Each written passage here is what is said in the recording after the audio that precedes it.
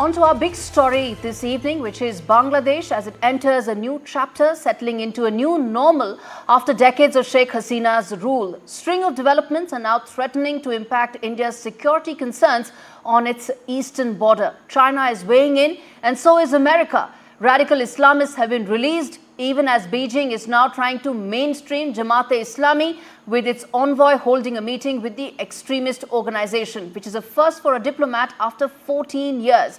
Add to it the race to fix the economy that's been ravaged by recent political instability, where both America and China are keen to play a major role in the hope that they remain relevant in a post-Yunus government as and when that happens. Now take a look at this report to know about the extent of the flux that's taking place in the world's 8th most populous country, and then we come back and ask the question that is Bangladesh simply developing a new sovereign identity away from Hasina, or is it shaping into a major security challenge at India's eastern border?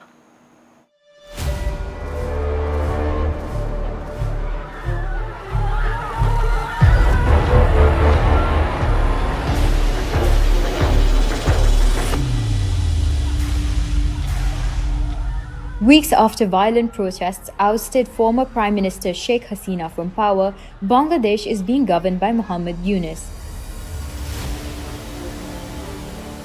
a Bangladeshi Nobel laureate serving as the chief advisor of the interim government since 8th August. While Yunus's appointment was hailed as the return of the people's will to Bangladeshi governance, social instability continues to remain a challenge, stemming from recent developments since Yunus took power 3 weeks ago.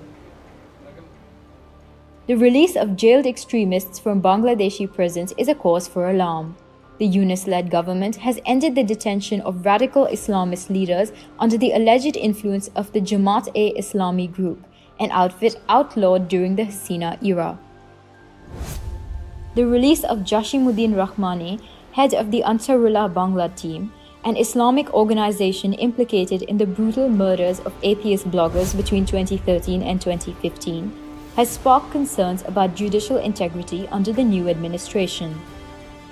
The government's alleged ties to Jamaat-e-Islami have sparked debates over its commitment to progressive principles. Meanwhile, it is expected that these groups will contest elections as and when they happen. Add to this the possibility of border police responding to a large number of people crossing the porous but deadly Indo-Bangladeshi border. Deep societal divisions between supporters of the former Hasina government and present dispensation have deeply altered the social fabric of Bangladesh. Compounding this are Dhaka's economic woes.